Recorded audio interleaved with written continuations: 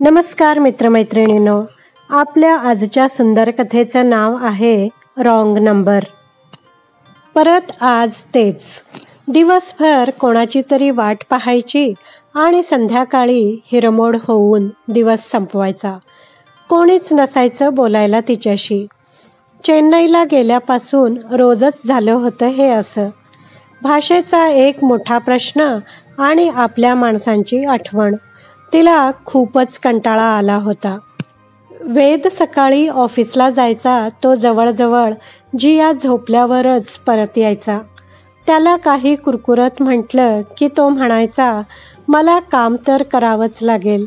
मी नोकरी सोडून देऊ का तुला घरात कंटाळा येतो म्हणून. जिया तशी घरात रमायची.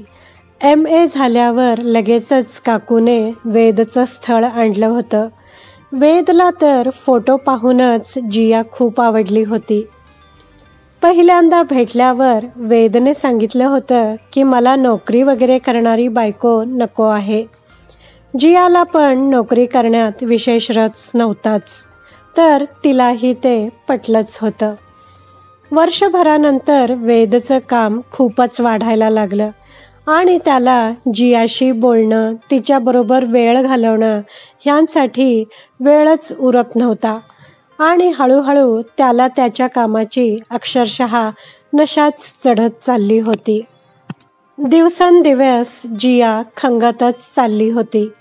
जरा मला कंटाळा आलं म्हटलं की वेद अंगावर ओरडायचा. काहीतरी घर बसल्या उद्योग कर हे सांगायचा. बाहेर जाऊन नोकरी करायची तर नाही. मग तिला कळायचंच नाही की आता घर बसल्या उद्योग काय शोधायचा. तिचे आई बाबा भावाकडे अमेरिकेला असायचे, त्यामुळे दिवसातून त्यांना एक फोन याशिवाय काही विरंगुळा तिला नसायचा. वेदचे आई बाबा पुण्यात मुलीच्या बाळंतपणासाठी राहत होते, त्यामुळे त्यांच्याशी सुद्धा फारसं बोलणं व्हायचंच नाही तिचं.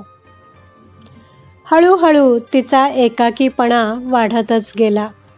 तिला आता वेदचा खूप राग यायला लागला होता. रोजची भांडणं आणि वादावादी सुरू झाली होती. मन मोकळं करायला आणि बोलायला कोणी म्हणजे कोणीच नाही. सतत बोलण्याची सवय असणारी जिया आतल्या आत खंगत चालली होती दिवसेंदिवस. आता घर बसल्या काय करावं ह्या विचारांनी तिचं डोकंच चालेनसं झालं होतं. एके दिवशी अशाच विचारात असताना अचानक तिला आईचं ते वाक्य आठवलं, आपल्याला कोणी एकटं पाडू शकत नाही जोपर्यंत आपण आपल्यासाठी एकटेपणा निवडत नाही. सायकोलॉजीची पदवी घेतली नसली तरी आई मुलांना वेगवेगळे लाईफ लेसन्स सतत देतच असायची. आज रविवार होता आणि इतके दिवसांनी वेद घरी थांबणार होता. आज परत जिया काहीतरी भांडण काढणारच अशी मानसिक तयारी त्याने आधीच केली होती. तिच्या एकलकोंडेपणाची जबाबदारी कधीच त्याला त्याची वाटायची नाही. ऑफिसमध्ये मिळणारा मान आणि पैसा त्याला उन्मत्त बनवत चालला होता. कदाचित हीच ती वेळ असते जेव्हा नात्यांमध्ये भेग पडायला सुरुवात होते. आपली जवळची प्रेमाची माणसं आपण गृहीत धरायला लागतो आणि वाढवत जातो ती भेग. पण आज जिया सकाळपासूनच फोनवर बोलत होती. बराच वेळ वाट पाहून आपलं कायम वेळ देत नाही म्हणून डोकं खाणारी बायको आज काय येत नाहीये हे बघायला त्याने तिला विचारलं, कोणाशी बोलते आहेस जिया? ती हसून म्हणाली, रॉंग नंबर. नाश्ता वगैरे तिने आणून दिला. परत जियाचा फोन सुरूच. आता मात्र वेदमधला संशयी नवरा जागा झाला. काही झालं तरी पाहता क्षणी आवडली होती जिया त्याला, पण त्याच्या यशाच्या धुंदीमुळे तो उगाचच तिला दूर करत चालला होता. जेवणाच्या टेबलवर त्याने वैतागून जियाला म्हटलं, काय चालू आहे जिया तुझं? ती परत म्हणाली, काही नाही रे, रॉंग नंबर. तो आता खूप भडकला. जिया, आज तब्बल 3 आठवड्यानंतर मला निवांत वेळ मिळाला आहे आणि तू रॉंग नंबरवर बोलत बसली आहेस. वेद, आता मी ठरवलं आहे, मी तुझ्या प्रगतीच्या मध्ये येणार नाही. उगाच माझ्याशी बोल म्हणून तुला त्रासही देणार नाही. मी रॉंग नंबरवर बोलत राहणं खूप एन्जॉय करते आहे आता.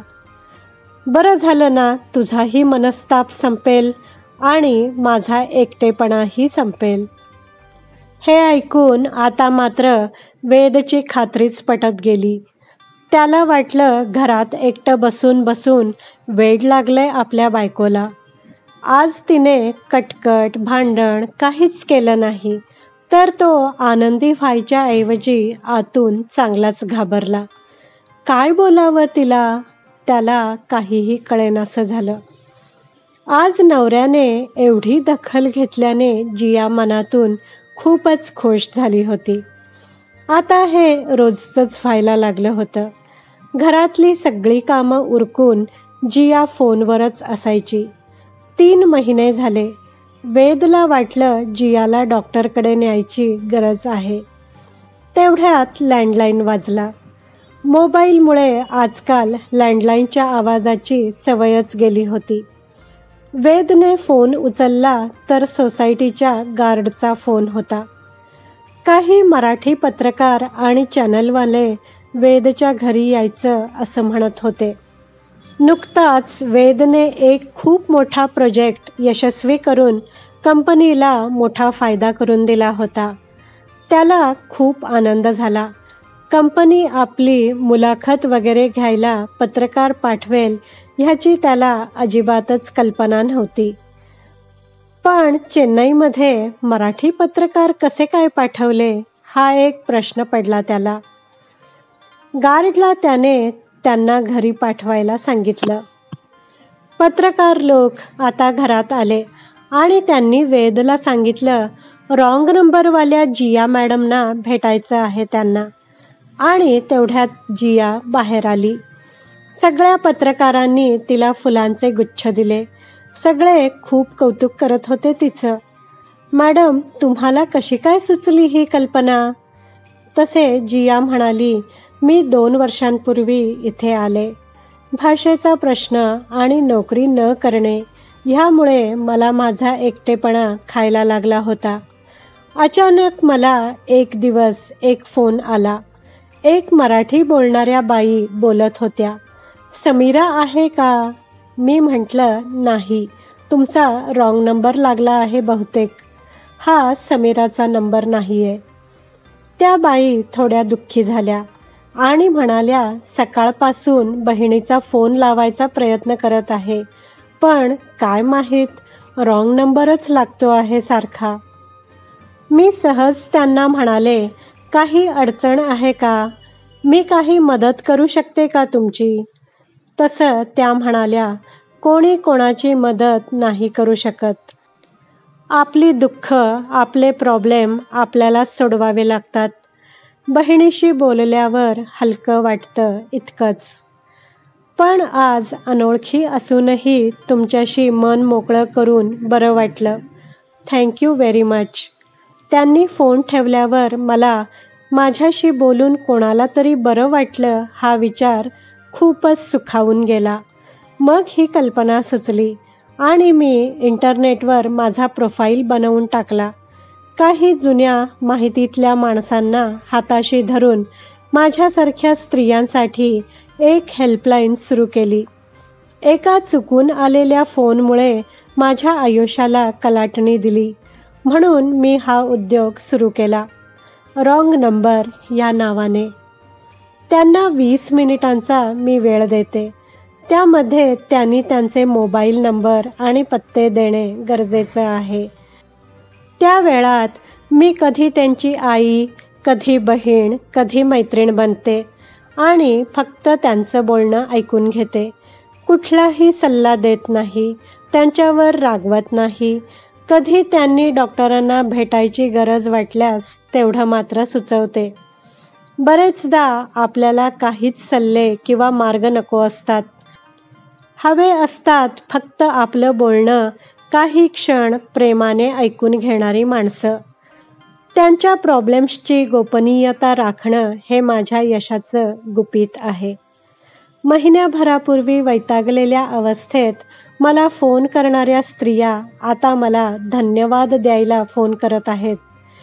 कित्येक संसार तुटण्यापासून वाचताना पाहिले आहेत मी, कदाचित माझा स्वतःचा सुद्धा, निव्वळ माझ्या दिवसभरातल्या काही तासांमुळे. वेद अतिशय आश्चर्यचकित होऊन कौतुकाने आपल्या बायकोकडे पाहत होता. त्याला आता त्याची चूक लक्षात आली होती. आपण आपल्या भरवशावर लग्न करून आणलेल्या, पाहता क्षणी प्रेमात पडलेल्या जियाला ह्यापुढे कधीच असं एकटं वाटू द्यायचं नाही हे पक्क ठरवलं त्याने. तिची मुलाखत आणि खूप सारे फोटो घेऊन तिचे परत परत अभिनंदन करून सगळे पत्रकार निघाले. वेद थोडा खजील मनाने पण कौतुकाने म्हणाला, मी रॉंग नंबर फिरवला तर बोलशील का माझ्याशी जिया? तसं ती म्हणाली, एक तर ती सेवा एकटं पडत चाललेल्या स्त्रियांसाठी आहे. तसंही मी तुला एकटं पडू देणार नाही कधीच वेद. नेहमीच आपल्या आयुष्यात सगळं काही राईटच घडेल असं नाही ना. कधी कधी एक रॉंग नंबरसुद्धा बरंच काही सकारात्मक करू शकतो. मित्रमैत्रिणींनो, कशी वाटली तुम्हाला ही कथा? आवडली असल्यास व्हिडिओला लाईक करा, शेअर करा, कमेंट करा, माझ्या चॅनलला सबस्क्राईब करा. व्हिडिओ पाहिल्याबद्दल धन्यवाद.